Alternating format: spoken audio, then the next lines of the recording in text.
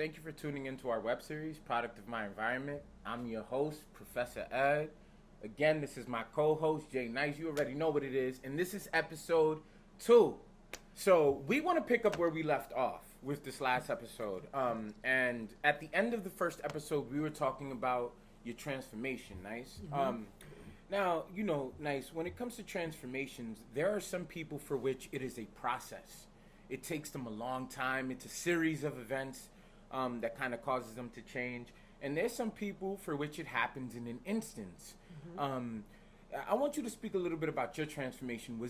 What initiated it? Was it a series of things? Was it one thing? How did that happen? So I would say it was 4 things. It was 4 major things, right? 4 major things. The first thing was I was in Auburn Correctional Facility, and I remember it was summertime. I was working out, and like whenever one of the little homies come or whatever, or if they, under my set at the time, they was Gorilla, they would have to come and like check in, like so I would have to meet them. You know what I'm saying? So one of the apes came over there and was like, so this is a new prisoner being processed. He's he's been released from quarantine, so now he can go into population. Okay. Right. So when a gang member gets off of quarantine, they tend to go where whatever gang they're in, they find it in the yard, or they find you. People will come up to you and say, "Yo, what you jacking?" or whatever the case, and then you'll say what it is, and they'll be like, "Well, they over there," and then it's on you to go over there and introduce yourself, etc. So they was like, "Yo, little homie's here. He want to meet you." So I'm like, "Yeah, bring him in." So he came to the weight pile, and he embraced me like, "Yo, what's up, homie?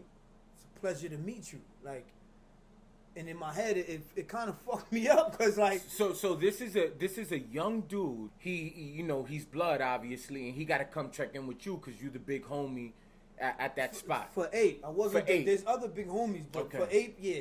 You were the big homie for Ape at that spot, at that particular spot. And at that time, yeah. And at that time. So he's 19, just turned 19 too, but he came, and like I said, for me, what messed me up was the embrace and how happy he was to meet me. Wow. You know what I'm saying? So I'm thinking about it, and it's like, damn, in order for the little homie to meet me, you got to come upstate. Wow. Like, where's the honor in that? You know what I'm saying? What kind of leader am I? Like, damn, you gotta come up north to come meet me. So the second thing, he was like, we talking, and I'm like, yo, how much time you got, homie? He said 25 to life. You already know, for the PD, homie. Meaning a body, a murder. Yeah. And that messed me up, bro. And he was saying it like boasting, right? Like trying to impress you, kind of, right? Basically trying to impress me. And that shit hurt you, like. And on the inside, because y'all remember I'm in the yard, and remember I told you, like in episode 1, prison doesn't allow you to feel and show emotions and all of this nonsense. And I'm wearing a mask too. I wasn't like other people, but I'm doing it too. I'm PTS too. I'm performing to survive too. So I greeted him with the normal handshake, and I'm like, yeah, all right, no doubt. Like, but when I went to my cell that night, that was a missed opportunity for me to teach and educate. You feel me? Because I could have easily been like, yo, homie, what part of that is funny? You got 25 to life. Matter of fact, I don't even want to see you in the yard until the weekends. Monday through Thursday, you going to school because you don't got your GED. Fridays, I want you in the law library. Saturday, Sunday, you can come out. Because I had the power to do that. Wow. You feel me? I could have said said that word for word, and whether the little homie didn't want to do it or not, he has no choice. Because if you don't do it, you out of here. The same way where I tell you go cut somebody or stab somebody, and you don't do that, you out of here. So now, why not change the game and say, nah, you going to school.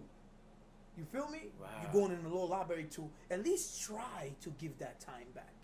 You're not just going to come to the yard every day and play basketball. And what you're saying is that if they go to the law library, there are a lot of people in prison that have fought their own cases and reduced their time, right? I don't want to say a lot, but there have not people a lot, but there are people that have done it. And you saying, why are you just going to be bullshitting, wasting your time in the yard when you could be trying to give that time back? Now, why don't you think big homies is doing this? Like, I don't know, bro.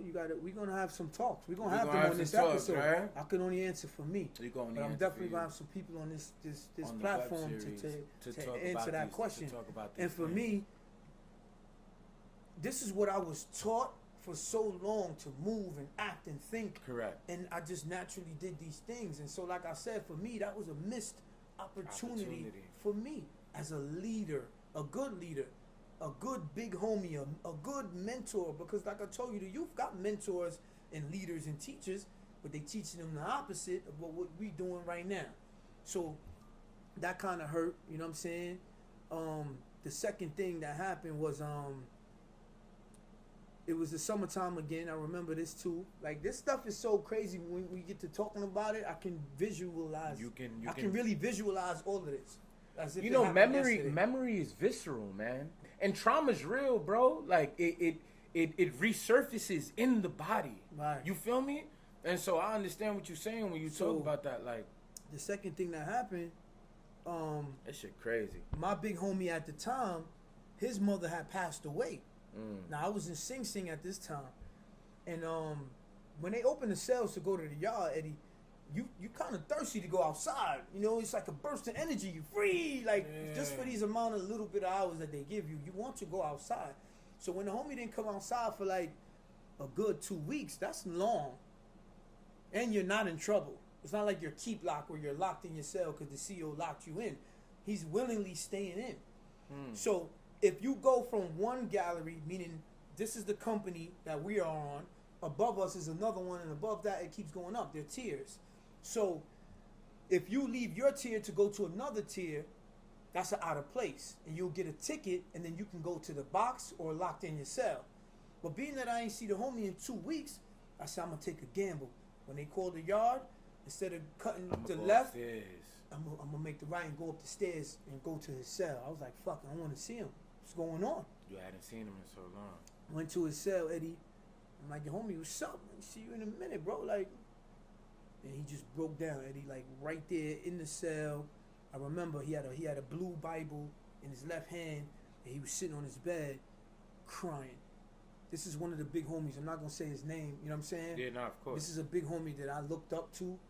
He was official. And to me, he was a monster. He was a beast.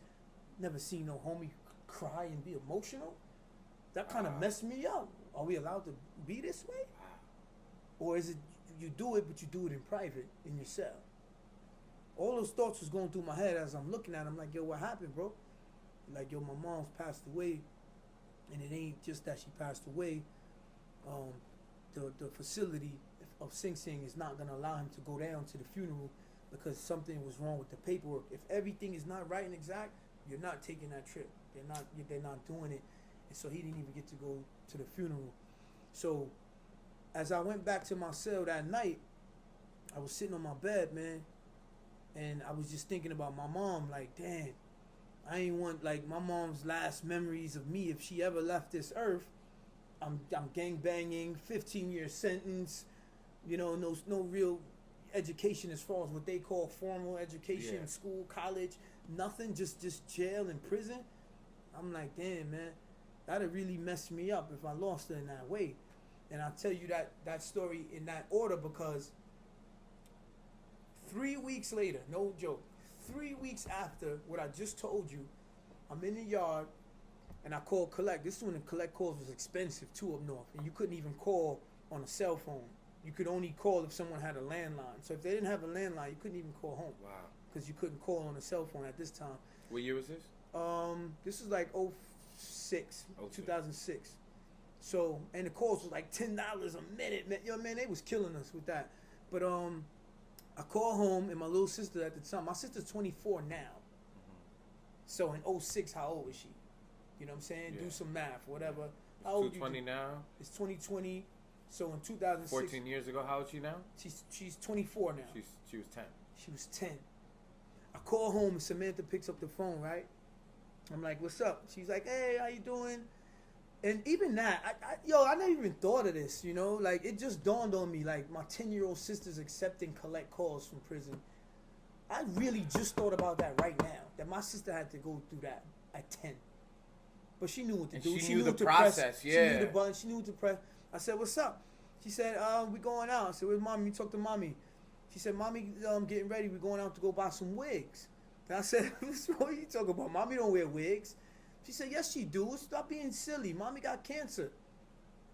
Yo, Eddie, I'm in the yard. Yo, Eddie, it felt like somebody, like I wasn't looking and somebody came on this side and I didn't see them and they just knocked me the fuck out. It felt, that was a blow. I'm like, what? What you mean? She said, yeah, mommy got cancer. That must have been. We're going to go buy some wigs. Call back later. So I hung up. Yo, bro, I'm like a ball of fire walking around the yard, bro. I actually was looking for trouble that day. And it was a Friday. The next day I had a basketball game, which was Saturday. We playing balls, a tournament, good game. You know, fouls happen. People foul. Dude fouled me. You know what I'm saying? And I snuffed him. We had a little fight. And it was crazy because the homies was going to jump the dude. And I was like, nah, chill, fall back. You know what I'm saying? That's one of the things that earned me a lot of respect up there, too. I did a lot of, like, fair ones. I ain't really get the nation involved type shit. You know what I'm saying? But you fought your own fights. Mostly, yeah. You know what I'm saying? Some stuff is out of your hands. Sometimes the homies be like, we don't care what you say, we moving. You know what I'm saying? But this guy, when I was fighting him, even though, like, during the fight, right? One of the reasons why I told him to fall back is because I knew where this was coming from on the inside. I knew this really wasn't about basketball. I knew it wasn't about him fouling me. You know what I'm saying? It's a foul. It's basketball. I was hurt, bro. I was hurt. And I couldn't walk around the yard and cry. You know what I'm saying? I was crying in my cell, but not outside. You can't do that. In prison? What? Big homie? You in the yard crying? So that's crazy. So for me, you know, the officers came out and we got keep lock. Because if you have a fight, keep lock is like, they'll give you a certain amount of time in your cell. You can't come out. They'll just lock it. You don't come out. You're not in the box, but you're in your cell with your property. Yeah. And on the low, that's what I wanted. I wanted to be keep lock. You know what I'm saying? They gave us 15 days keep lock each for a fist fight in the yard. But like I said, I wanted that. That was my intention. I wanted to get keep lock. I wanted to just be away from everybody. You know what I'm saying? So when I came off keep lock after the 15 days, I called my mom. I was like, Mom, what's up? You couldn't shower for 15 days? Yeah, you could shower. You could shower? Yeah, you get your little shower on the gallery and everything. Got you. For like 6 minutes. You got 6 minutes. Like, who the fuck gives... You know what I'm saying? Like, this is in you 6... I got 6 minutes. 6 minutes to take a shower. Feeling down, depressed, mad. So, I'm off keep lock. Called my mom. Like, Mom, what's up? You all right? She's like, yeah, I ain't from you in a few days. So I lied. I didn't want to tell her I had a fight, keep lock. I didn't put... You know what I mean? I already know you got cancer. You probably already stressed. I'm in here. You mad. You know what I'm saying? My older brother was up north at the time, too. I didn't even tell you that. He was up north at the time, like in a different jail. So both your sons is incarcerated. You got cancer. Wow, yeah, your so I said, I'm not about to tell her this. Warrior. So I said, what's up? You all right? Yeah, I'm all right. What's wrong with you? I said, Mom. Samantha told me you got cancer, man. So my mom got quiet for like a minute. A minute is long when you're going through this conversation. It's a tough conversation. And she was like, yeah, you remember 9/11 when I was down there? I was like, yeah, but nothing happened. You was all right. She was like, nah, you know, she had got cancer from that. She was down there. You know what I'm saying? I never knew that. Like, she kept this shit a secret, bro.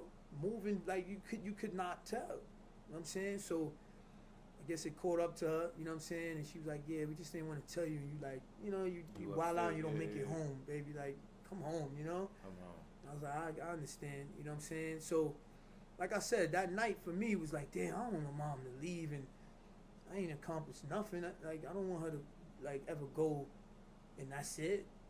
So, I still was doing a lot of violent shit in prison at this time. Like, I'm still performing to survive and going in and out of the box. And the last time I went to the box, I was in there for a year and a half for cutting somebody. You know what I'm saying? And this was after the news of your mom. All of this is after. All of this is after. So you did a year and a half in the box for cutting you know somebody. What I'm saying?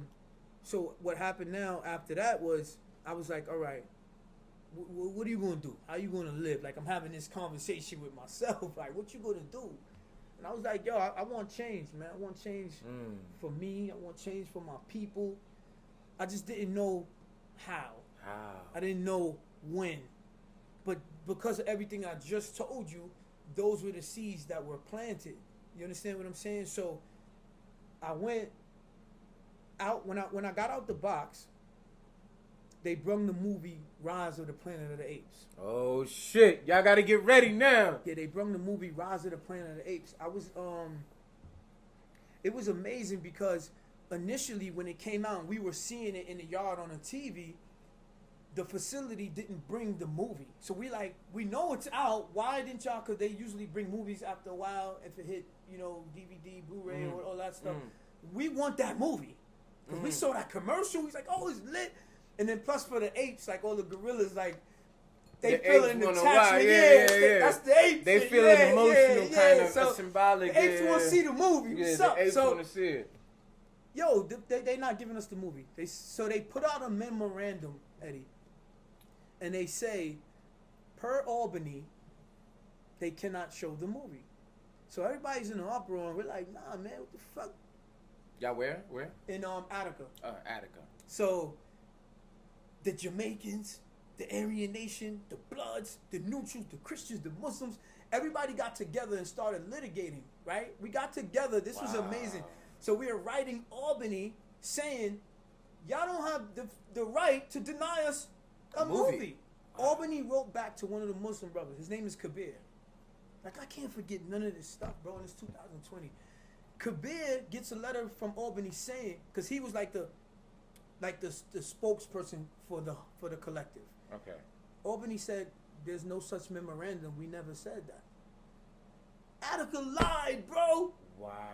They lied. So now their hand is forced to show us the movie. To show us the movie. I'm gonna tell you why. Why they was keeping the movie from y'all? I'll tell you why.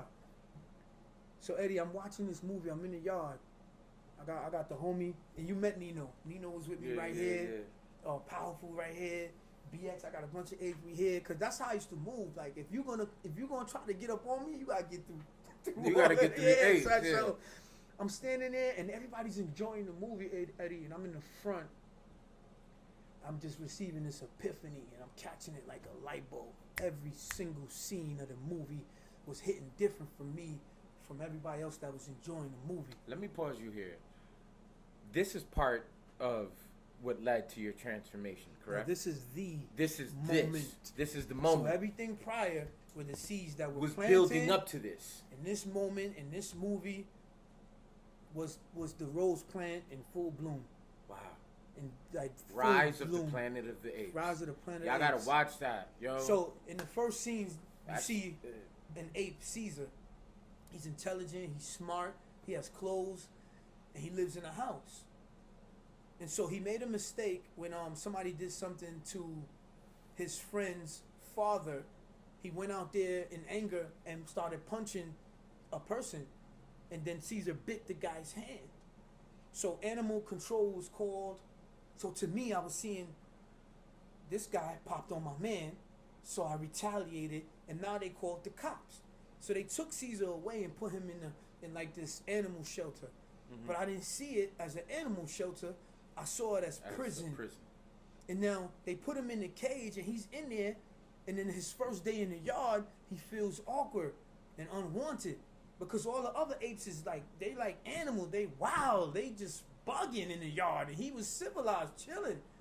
Homie, this is how I felt my first day in the yard. Because this is an unnatural environment that I ain't used to. Absolutely. And I'm standing there, and when you standing there, the whole yard knows you're the new guy. Because we've been here 10, 15 years, 5 years. So when you come to the yard, everybody knows you're new. And when you see Caesar's scene, the whole yard even kind of got quiet when he came out. Because you different. You got on clothes and shit. So there's this one scene to the left. There was like a cage with a big black gorilla in it.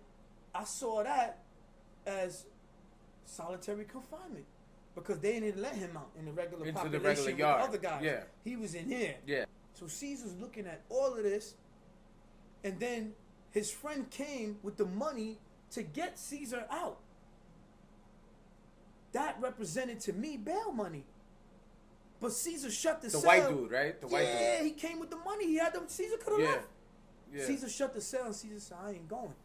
Because when he went there, he received his epiphany and his mission.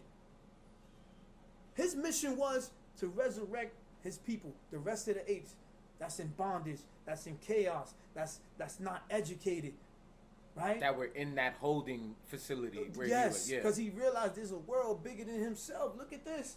So why go home if the rest of the apes is in bondage? And he received his mission. And in the scenes, you could see this other white guy. He represented a CO to me. He was beating on them, treating them foul. That's how the COs do upstate. Fact. So what happened is, the same canister that made Caesar smart, he snuck out and got that canister and brung it back to where the apes was and gave it to them. I like to call it knowledge of self. He gave the knowledge of self to the rest of the apes. So now they were humble and they were smarter. So the next day, when the CO guy or the animal taker came in, they wasn't like, and wowing. They always was sitting there like this. And then the white guy said, what's wrong with y'all? Why you acting stupid? Come, what's wrong? He wanted them. No, but why, if they're calm, something is wrong? We calm, we chilling, we not doing nothing. But when we chaotic and wilding, you accepted that. That's another story though, right? We're not gonna get into that. We're not gonna get into not that. today. We're not gonna get into that. So I'm looking at this like, yo. The whole series of Rise of the Planet of the Apes represented a nation and a rebirth of a specific group. And what I saw in that was black people. And what I saw in the movie was Caesar as me. I saw me as Caesar. I need to be the leader of this resurrection, this new beginning. You know what I'm saying? And so Caesar started to rear up a nation. And he started to educate them. Him and the big one. There's a big one that's always with him, an older one. His name is Maurice in the movie. And he used to always tell Caesar, apes together, strong, separate, weak. And then he started making the laws. Ape don't kill ape. Ape respect ape. Certainly, they started making laws, official laws. And you saw the blood history and the blood story in all of this. All of it, bro.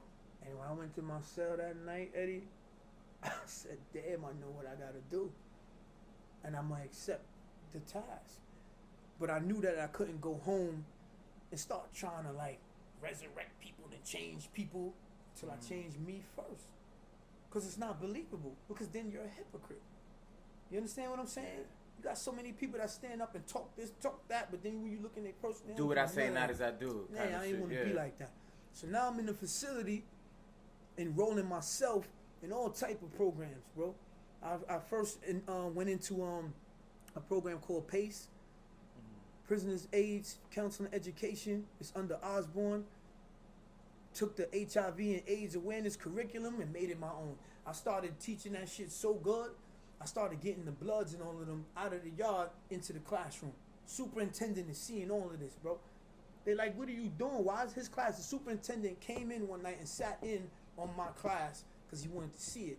So what I was doing was taking the curriculum that was boring, keeping it, but adding my own flavor and language to it so that the people could understand. Yeah. What type of teacher is that when you come and you talking with this jargon and this vernacular and you're feeling yourself, but I don't know what the fuck you just said. But you don't know exactly. That's not a good teacher. Correct. Next thing I did, I went into anger management because I realized a lot of the prison population, not everyone, but a lot of them is there because they did or reacted in anger. And if we were given these tools on how to control our anger, maybe we wouldn't be here. I said, I need anger management. Learned that, started teaching that. Man, Where you was teaching this, in the yard? No, in the classroom. They have a school building. Every prison got a school building. It's usually they don't. I'm saying, were you ever taking the knowledge that you were learning in the classroom and dishing it out in the yard? Yeah, I would, but I would like subliminally do it. I'd have certain conversations. Like I started learning about Plato and Socrates and stuff like that, which I'm gonna get into in a second. But I would have these conversations with the brothers in the yard and then mix hood shit with it. You know what I'm saying? Yeah, of so course, it could be you have interesting to them. You have to. And so I got transferred to another facility, and I met this lady, Suzanne. Suzanne, she's the founder of the RTA program, which is called Rehabilitation Through the Arts. They have this dance program. They have a music program where they teach you how to play the piano and learn the keys. That's how I learned the keys. I learned how to play the piano. You didn't even know that. You nice though? I'm not nice, but I know the keys. You could play right now though? Like I could play right now if I wanted to. They also had this dance program. I didn't know that. That's And what's amazing was to see like these gangster dudes in there dancing. Like you're talking real ballet type. All of that. I was like, so at first I'm laughing at it, but I'm looking in, like I'm looking at the beauty of what she was doing, and then what was amazing was some of them were interviewed about this program and their experience in the program, and many of them said, when I'm dancing, I feel free. And wow. Yo, bro, I was like, yo, this is amazing, my dude. Like, I did shows. I wish I could go back and get some footage. I'm gonna reach out to them and see if I can get footage of shows that we did in there. And dancing? No, I didn't do it in a dance program. I was in a music program, so I did the. Oh, you were playing the keys? And then I was rhyming, so I did like hip hop. So I had a singer. His name is P. He was in the program, amazing singer. So he was singing, and I would do the rhyme, and then I had my man Preem make the beat off of a keyboard. Like it was a beautiful program, man. So that program was, and it was very helpful for you. Wow. And therapeutic.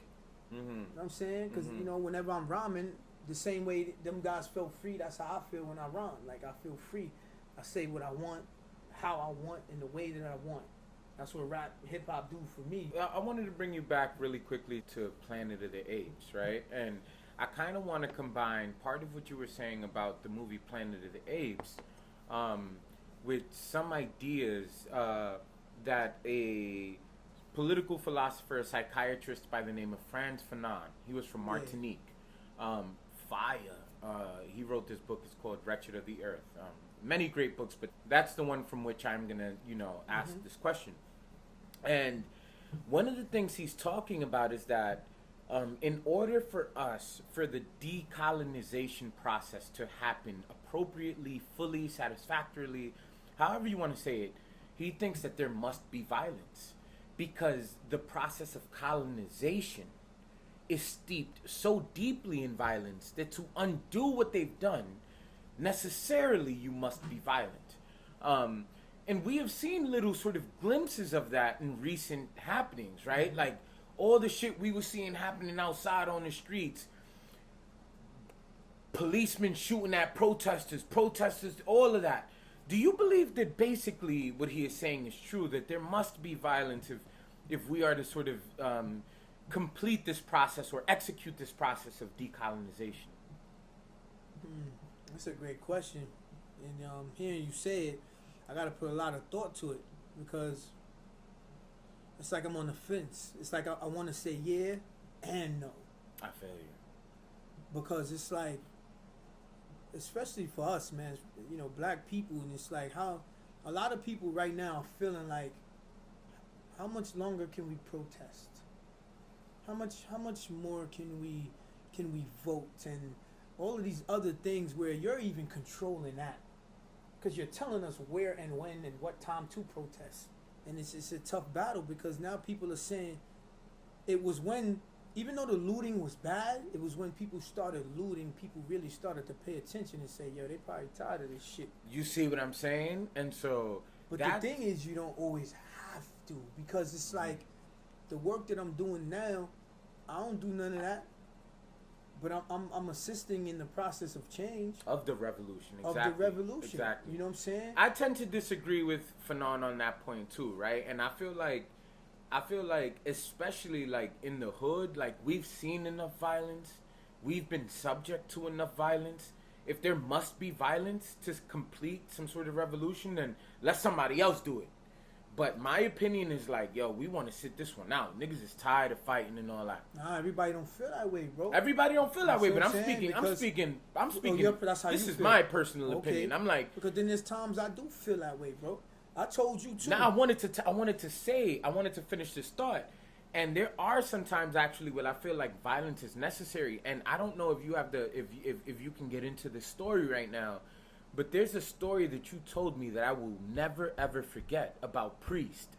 And I've been waiting for this story to get told. You know what I'm saying? And shit like this makes me feel like violence is necessary because when the evidence is so clear and conspicuous, and of course I'm speaking about a story that you folks aren't hip to, but maybe nice to share. If there's not change after shit like that, you gotta turn up. Yeah, I know exactly what you're talking about too. His name is Preacher though. Preacher, my bad. Can you share that story real quick? And it's crazy because whoever's been in Attica Correctional Facility knows his name. Like, it's crazy because you got so many gang members and murderers and official gangsters and all of this stuff. And everybody in prison, it's a name thing, like who you are. Like, niggas know who you be. And I ain't gonna lie, when it comes to this corrections officer, his name is Preacher. Everybody that has been in this facility knows his name. You know what I'm saying? This guy's he never really yelled, none of that. And I think like that was like real eerie about him. Like he just don't yell, he don't talk. He'll look, you know he up to something. He gonna do some foul shit. You know what I'm saying? If you have words with him, won't say nothing, but then he'll call yard. So when you go out to the yard, he'll open your cell while you're in the yard and put a knife under your TV, shut it back, tell a different officer that's his friend, do a cell search. They see the knife, you go into the box. And he did that in a way strategically because he covered himself. He doesn't want to argue with you in the public, and then all of a sudden he does a cell search and he finds a knife. You could con him. You might beat that if you write that up and litigate it right. Look. I argued with him. He searched me. He found the knife. So to alleviate all of that, a different officer search you and they find it, and you ain't beating it. You go into the box. The things he was doing was like inhumane and cruel, and so for I would say the LGBTQIA community in the facility, he would force them to commit sexual favors for him, like give him head straight up, right? Yeah. So there was a individual. So he would force prisoners that were men to give him like oral sex. Yes. Okay. So there was an incident where an individual was there, especially like if you're transitioning, the facility will give you pills like hormone pills. They give it to you like at the clinic, and so you have men with breasts walking around the facility around other men that ain't been home in 25 years. Like, this is nuts. I would sit there and analyze some of this. Like, yo, what the hell? Right? Not as far as a person's choice or preference. It's just what's going on and the particular environment. So there was this one individual with breasts and everything, and, you know, Preacher forced him to give him, you know, oral sex, right? And he wasn't with it. He didn't like the Preacher. That's another misconception. That was rape. People feel like, okay, this person is gay. That don't mean they like you, motherfucker. Like, that's a fact. That's a fact. Yeah, it's a fact. Like, you know what I'm saying? Nigga Like, that's just real shit. Fuck with you. Yeah, it's a fact. So he didn't like Preacher. He was like, nah, fuck out of here. Get out of here. It's a fact. So Preacher basically threatened them. They said, yo, we'll kill you in here. Like, you stupid. We'll kill you in here if you say no. Right. So the dude do it. Preacher leaves. He keeps the semen. Listen to what I'm saying, Eddie. Listen to what I'm saying. He keeps the semen in his mouth. Spits it in a Ziploc bag, right? Writes that shit up. Sends it to Albany. Sends it to the courts. All of that. Yo, the jail was happy. Wow. Because we're like, we caught this nigga, like. We got him. We got him. And not the tough niggas, though. You see? Not the tough gangster niggas. That's not who got Preacher out of there. It was homie that you calling gay and all of this that had the balls to do some shit like that. Wow. So we like, oh, Preacher's, there's no way you ain't packing him up. He's out of here. You're fired. How can you? That's DNA. That's DNA. We ain't see Preacher for like a good 2 weeks. Yo, Eddie, I ain't gonna lie. He was a white correctional officer? Yes. Yeah. You know, black correctional officers in Attica, you know what I'm saying? Not even one? Nah, bro. And there was one. He said, I'm French Canadian. But I'm not even let me tell you something. I'm not even going to go into that. I'm not even going to go into that with that guy, man. So, after about 2 or 3 weeks. So, Preacher goes missing. Yeah, so we thinking, because of what happened, he got fired, packed up. He caught the semen, put it in a Ziploc bag, mailed Send it to IG. That's the intelligence, right? In Albany. After about 2 or 3 weeks, the corridor opens and Preacher walks down the company. Wow. Yo, bro, everybody mouth was just like open, Try. And it was quiet, bro. And it was like his walk of triumph. And if he already instilled fear in the inmate population, this walk was like, motherfucker, I'm home. And it made us feel like there's nothing you can do. You can't fuck with him. Because if you beat that and you still working here, what the hell, bro? And to bring it back to the Fanone, that's when I feel like violence is necessary. Because you can't have revolution if shit like that. Like how he beat that? I don't know. That was his DNA, his semen mailed. I don't know. And that's the type of shit that makes me feel like revolution is necessary. But everybody can't go. Let's keep going on that. Let's keep going on that, because another thing that Fanon talks about, this idea that, like, from Marxist theory, that, like, the scum of the earth, quote unquote, the criminals, the least of these, the Bloods, the Crips, that these are the folks that will lead the revolution. But there's an interesting thing that happens in Planet of the Apes, and I kind of wanted to merge these two ideas together. In Rise of the Planet of the Apes, Koba is another ape who's getting consistently tested and beated on by white people. I say it because that's how I saw it, but in the movie, it's white doctors. Same thing. Same thing. In Koba's head, humans are constantly testing on me, beating on me, and all the scars that you see on Koba came from them. So because of that, he grows this hatred towards humans. He's all ape. It's all about ape. I don't care about them. Caesar's like, we all could live like in harmony. In harmony. Koba's like, nah, look what they've done, bro. Like, it's serious. When you see the movie, you can see, and I equate that to how black people kind of see white people sometimes. Look what they've done. Look what they've done, bro. You get tired of that shit. You get tired. And that's what Koba represented. The one that got tired of that shit and is doing what you now are saying. He's all action. Caesar's like, yo, let's chill. Let's talk, compromise. Koba like, bang, no. You didn't want to talk when you did what you did to me. And so throughout the movie, that's his right-hand man. And every time he messes up and do the opposite of what Caesar said, and then they get into some shit, he'll get on his knees and go like that. It's like a gesture amongst the apes to say, I'm sorry, and if you take it, it means apology accepted. So throughout the movie, Koba keep doing that. Even though he keep messing up. And Caesar's But it sounds like you empathize with him a little bit. No, I'm just telling the story.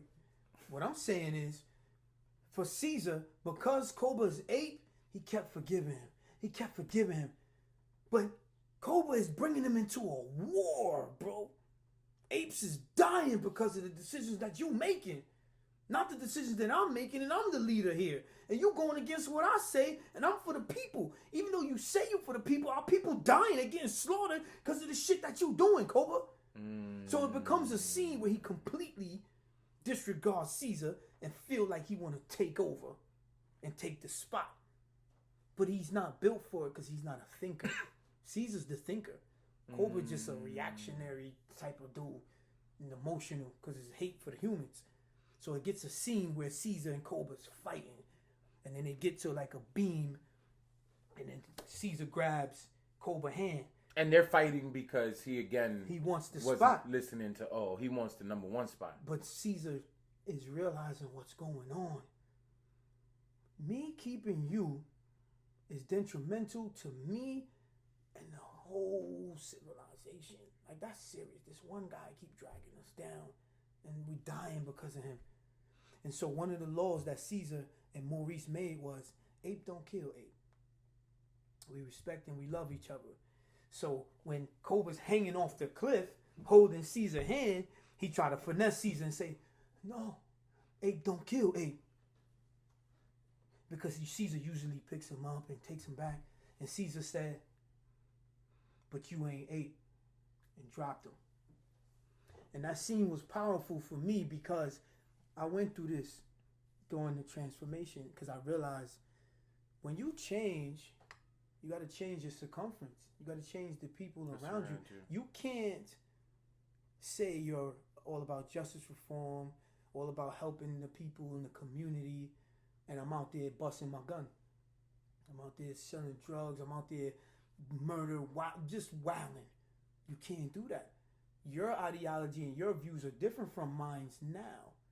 So now we are no longer on the same level. We are no longer on the same playing field because you think how I used to think. That's what brought us together.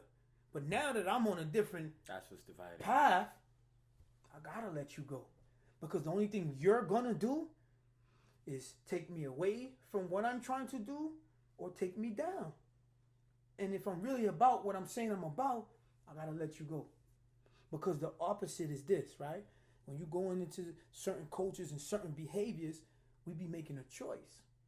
And I tell all of the kids in Horizons and the prisons and all of the gang members that I do talk to, I don't never tell them, Eddie, get out the gang, don't be in the gang. I don't never tell them that. Mm-hmm. What I always say is, why you always put the gang before your family, but then when you get locked up, you call your family. You don't call the gang. That's a fact. You don't call the gang. You call your family. You call said your that moms. on episode 1. Yeah. You call your moms. So what I'm saying or suggesting is you have to change who's around you because you ultimately become what is around you. You do. You see what I'm saying? Mm-hmm. And it brings me to the guy. Remember the brother when we went to Sing Sing? You and I went to Sing Sing. That was a very powerful moment. I'll never forget what he said. We went to Sing Sing and we were sitting in a group with maybe 12, 14 lifers. And it was a really incredible moment. And also like a really it was like an intimidating moment because you got all these different niggas walking around. Nobody's in cuffs. Right? Everybody, when we were in Sing Sing, and these is official dudes. And one of them, when we were sitting in this circle having a conversation, recognized Nyce. I didn't know whether he recognized you in a bad way or in a good way, But then he went on to say, like, wow, like, I remember you cutting people, beating people up, stabbing people, all that. I remember the J-Nyce that was blood, all that. And now you come back into this facility with a suit on, you know what I mean? With an entirely different mindset. Can you describe what that moment felt like to you, to have once been a prisoner there and to be coming back in a suit, speaking to them about your transformation process and even running into somebody who remembered the old you and still had a kind of reverence, a kind of respect for it. You know what I'm saying? Like, even the way he addressed you. Can you talk about that? Yeah, that was an amazing day, period. I mean, to go back into a facility in a suit and tie, but you're free and you're going to walk back out is amazing. But it was humbling because more than half the room, I knew them. Now, mind you, I left that facility in 2006. And here it was, me and you had a group of kids visiting in 2017. These guys were still there. Wow. Still there. That's 11 years. You know what I'm saying? So for me, what he said at the end, you know what I'm saying, gave me more fuel. Share that. When he was just like, yo, I'm just so happy and glad that, you took this change and took on this responsibility to help these kids to not make the same mistakes we did. And he said, you know what you did? I said, nah. He said, I'm going to put it to you like this.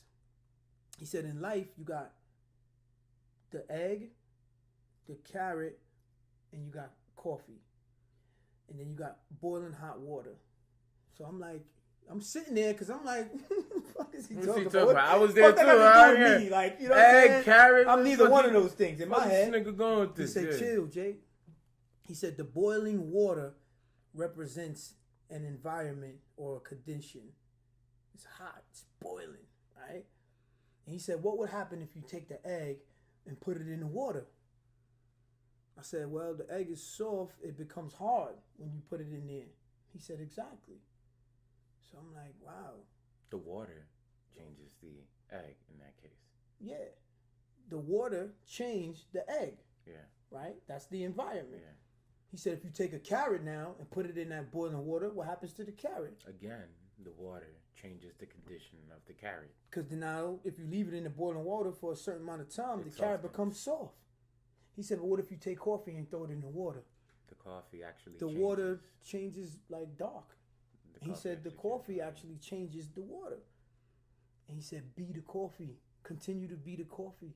Change the environment. Change the Don't let it environment. change you. And that's what I've been doing. That's what I've been doing. So nice. That's a really compelling story. How were you being the coffee? How were you embodying that message when you was upstate? Like I told you, when we initially started talking, going into programs.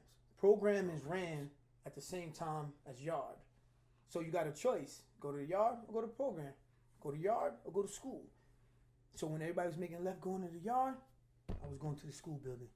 So I'm changing the environment. You see what I'm saying? I'm changing what I was putting in my head all them years.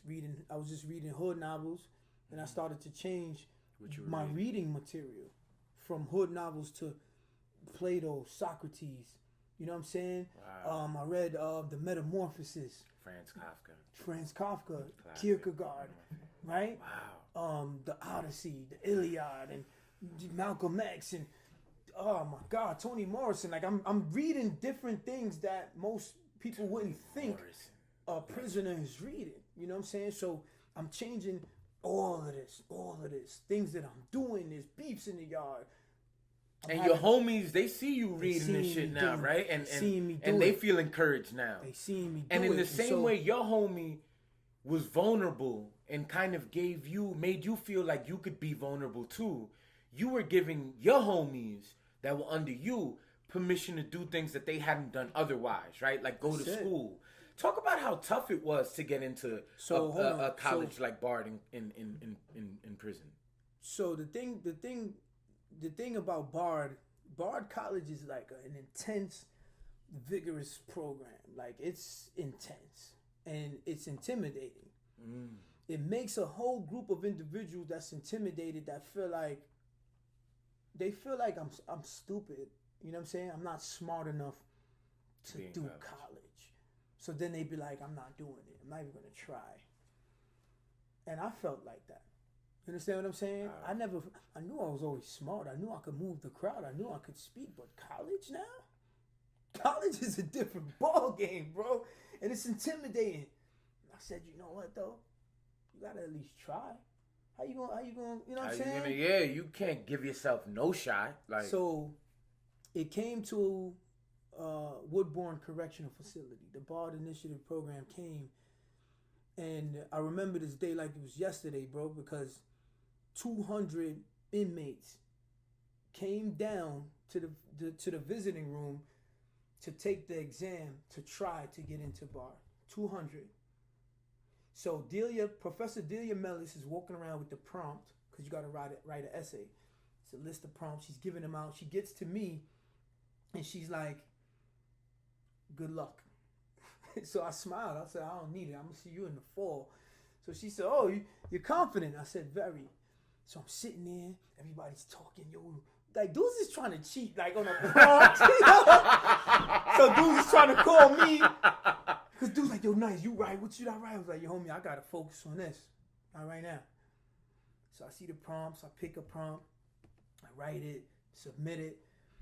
And Bard said they were only going to take 30 of the best essays. 30 out of the 200 that was submitted. 30. Out of 200. And you still don't get in. Out of the 30 that's selected, that earns you the right to sit down in front of the to the board of directors and Max Kenner, the founder, and things of that nature. And you have to now convince them, why should we let you in this program? This is Bard College. It's an expensive college. It's known. It's one of the top liberal arts schools. And you about to get a free ride. Why, though? And I said, you know what? If they take my essay and I get to the interview part, I'm killing it. I'm killing it. I'm wilding. So I go in there and I just gave them me. Told them my whole story, told them why I won it, why I deserved it, why I'm not only going to get in here, I'm going to complete it.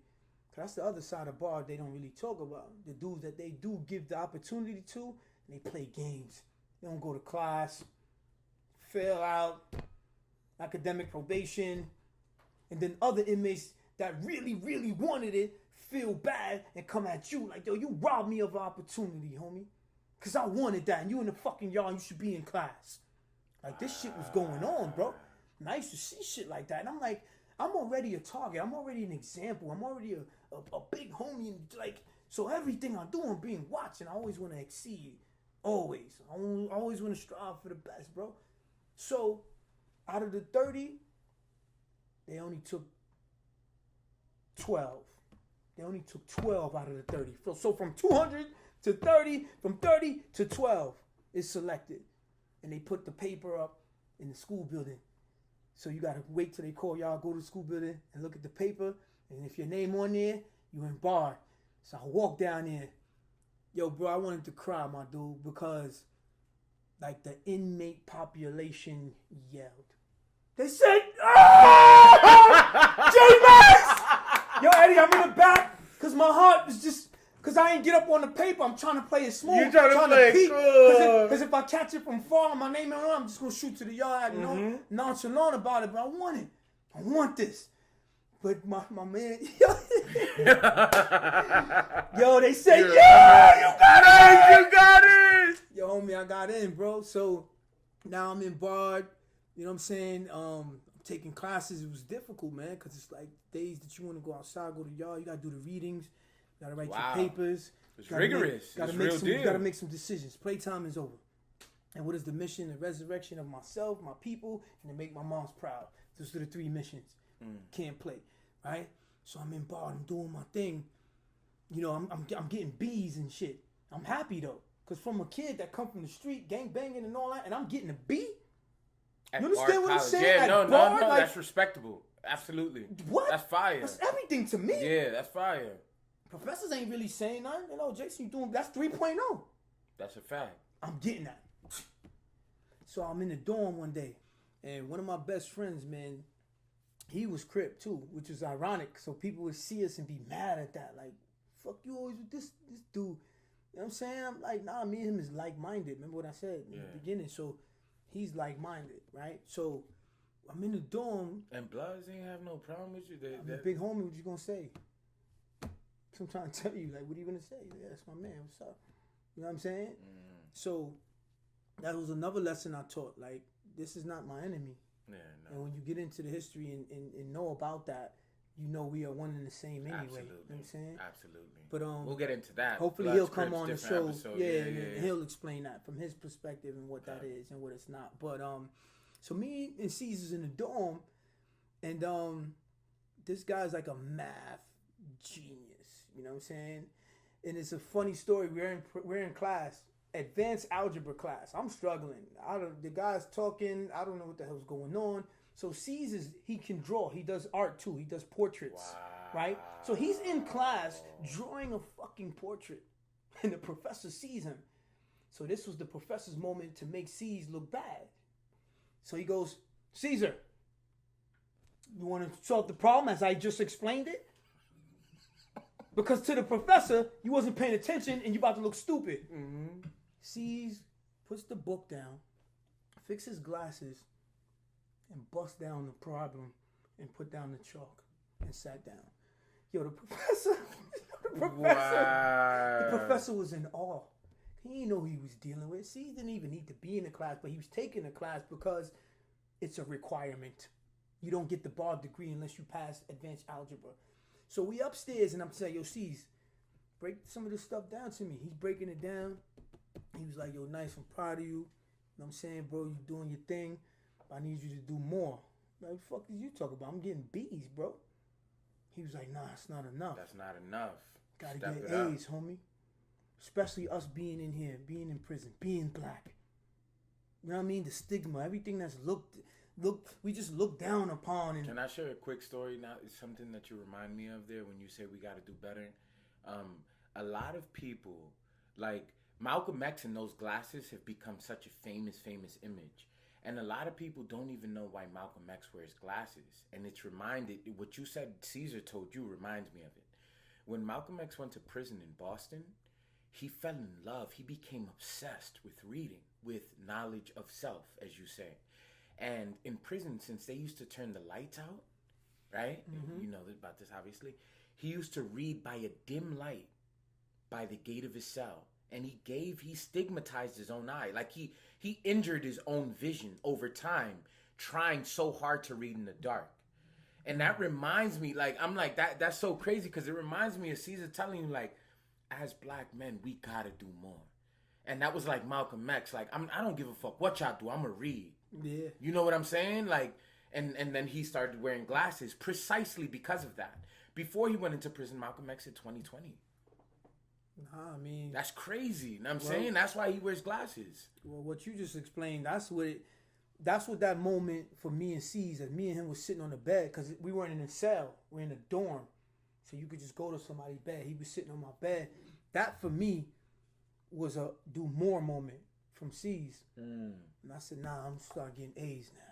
You know what I'm saying? Start going hard, getting A's. I remember I got my first A, like, yeah, you know what I'm saying? You know what I'm saying? So fast forward, man, I was released early. I'll probably tell that in another episode as to why I was released early.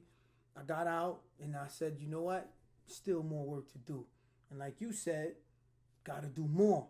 So you remember the back to school giveaway that we did in Queens. Yeah. And that was on New York 1. Yeah.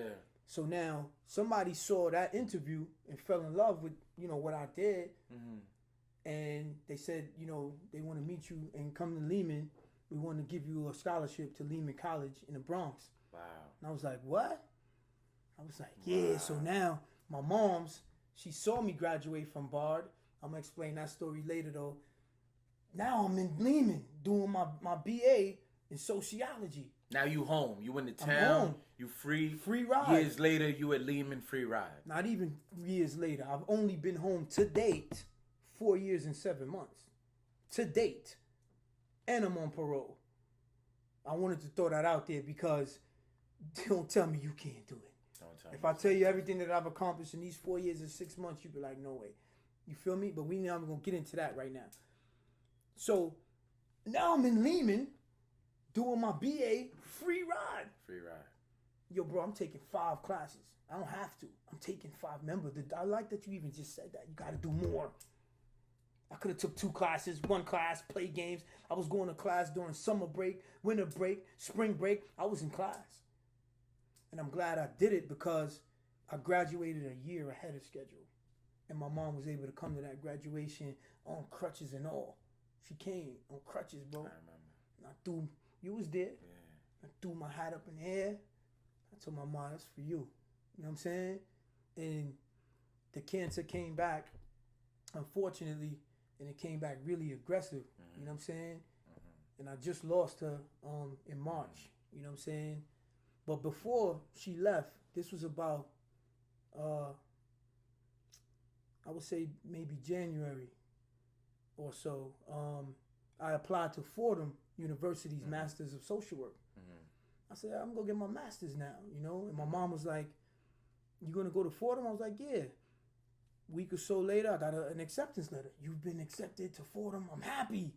Like, yo, Mom, look.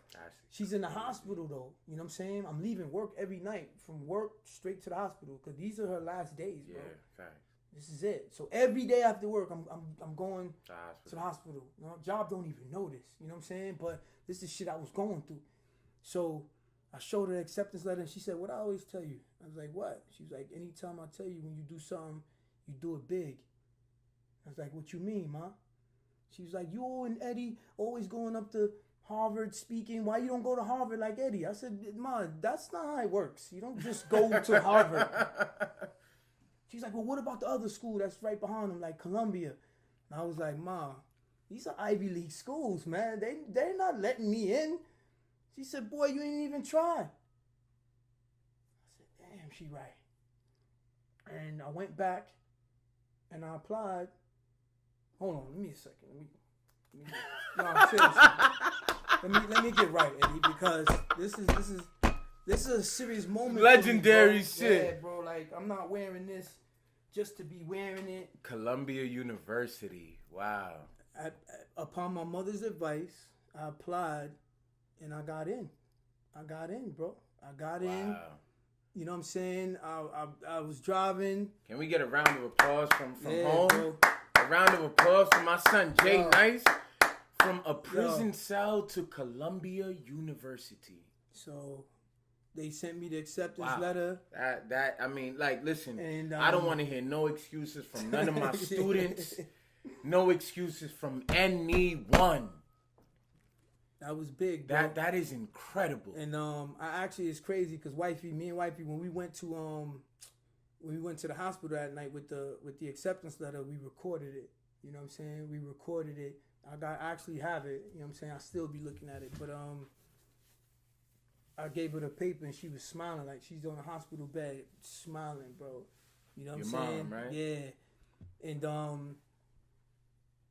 March is when she left. You know what I'm saying? And when I spoke at the funeral, bro, I was just like, I was crying, obviously, but it wasn't like I was like mad. It was like tears of joy, like.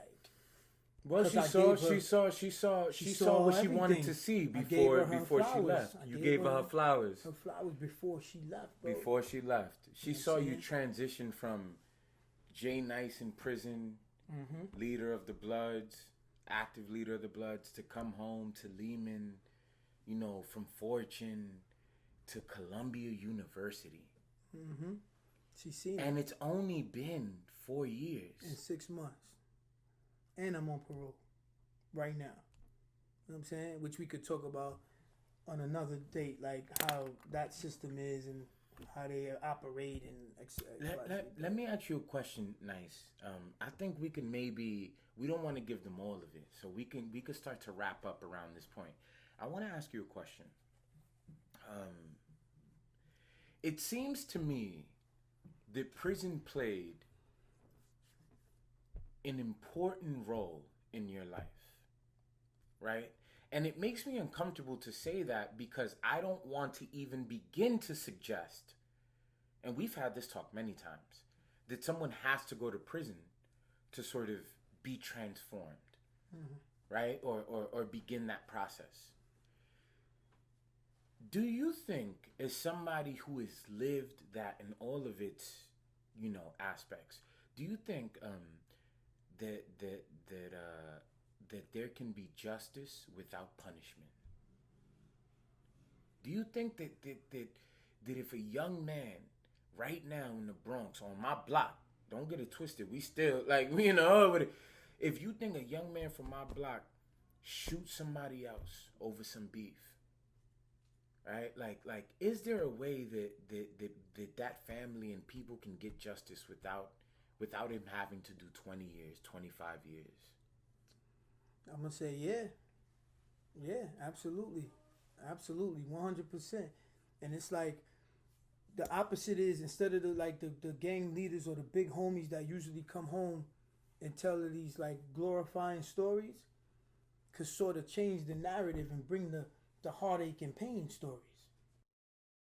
Thank you for tuning into our web series, Product of My Environment. For all of the latest updates, please subscribe to our YouTube page at PME Series. If you want to follow us on IG, it is the same handle, at PME Series. If you want to follow me, mine is at Professor Ed. J-Nyce? Yeah, my IG is Glass Walls NY, and my YouTube page is Glass Walls New York. Tune in.